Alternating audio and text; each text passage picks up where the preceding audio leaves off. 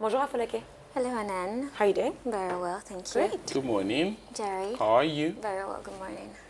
Yes, what's been happening in the world of travel? Yeah, where are you taking us? Today we'll be talking about Mauritanian deserts and the fact that tourists are coming back to the country. Oh, that's pretty good. Well, first of all, on the global level, the number of tourists in the world increased by 7% in 2017, the highest in 7 years according to the World Tourism Organization, UNWTO. The increase was mainly driven by Europe with 8% increase, particularly the Mediterranean.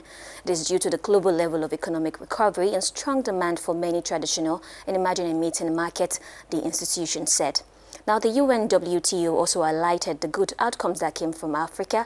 With also 8% increase, the report emphasized on the resumption of tourism in Egypt and Tunisia after a sharp decline in previous years due to terrorist attacks.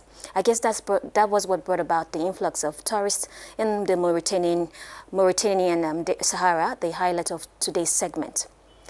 Now, at this desert, the services of camels are highly demanded at this period, especially by the French tourists. After 7 years of dormancy in the tourism sector due to insecurity, the French tour operators are back in business in Adrar, in the northeast of the country. Organized trips have made a remarkable return since Christmas. It is mainly due to the decision by the French government, the French Foreign Minister of Affairs, actually, in March 2017 to ease its recommendation for tourists on this part of the desert, which used to be very popular for tourism. This change is sufficient to resume circuit, according to several French agencies specialized in adventure, traveling, and followers of Saharan destinations.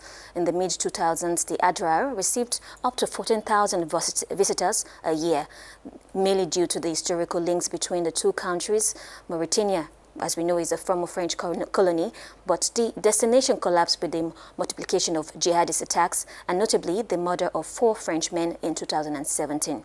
It was classified as a red zone by France in 2011. The region has recently returned to the orange orange zone, which encouraged some tour operators to return. Since Christmas, direct flight have been again operated by Paris to Atta, the capital of the region. At this tour operator that we're about to watch, the service provider, a lot has been put in place to receive travelers. Let's have a look at this interview. On the first flight, for example, where there were 147 customers, we managed to run about 40 cars and jeeps. We managed to get 20 guides and 20 cooks on board. The camel teams were at least 15 or so camel teams spread over the starting points. A timid but important recovery for Adrar. With the cessation of tourism, the region's economy had collapsed. The great challenge is now to prove that Mauritania has made the necessary effort to ensure security.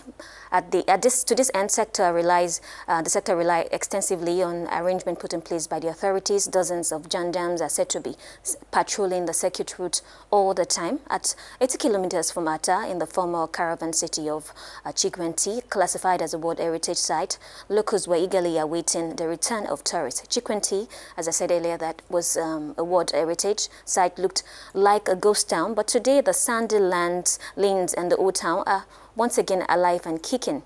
Let's listen to this interview. We've been on the low for almost a decade. Now that the first charter has arrived, we can see that the city is starting to revive. We see the small stalls in which traditional objects are being sold everywhere, and we see the faces smiling as well. At the beginning of January, more than 1,000 people were already registered for the tour packages. To support this revival, the Mauritanian site is contributing around 350,000 euros to charter aircraft from Point Africa, according to the Mauritanian Tourist Office. The specialists in the tourism sector hope that the return of the French would motivate other nationalities. And with that, we've come to the end of today's travel segment. Thank you very much, Afolake. It's actually a good thing for the region. The tourism has revived. I'm saying that I'm coming from that region in southern Algeria and Mauritania, and I'm pretty happy that it's gaining tourism. Yes, picking up again. Yes.